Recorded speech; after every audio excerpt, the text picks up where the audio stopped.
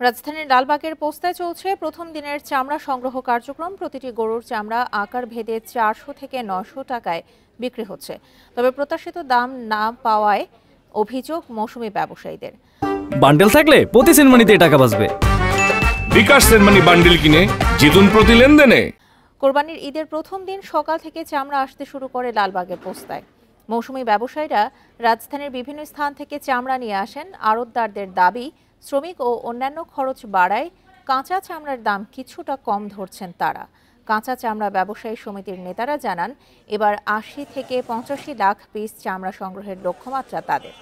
সংগঠনের সাধারণ সম্পাদক টিপু সুলতানের অভিযোগ, এবারও লবণের কৃত্রিম সংকট তৈরি হয়েছে।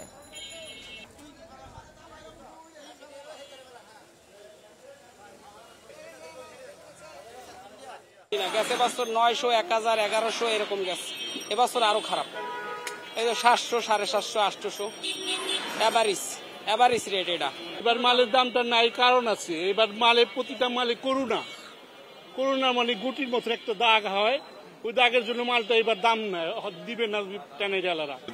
আমাদের লক্ষ্যমাত্রা এখন যেটা আছে, গতবার 1 লাখ প্লাস ছিল, এই বছর একটু 10 to 20% কমে যাওয়ার সম্ভাবনা আছে।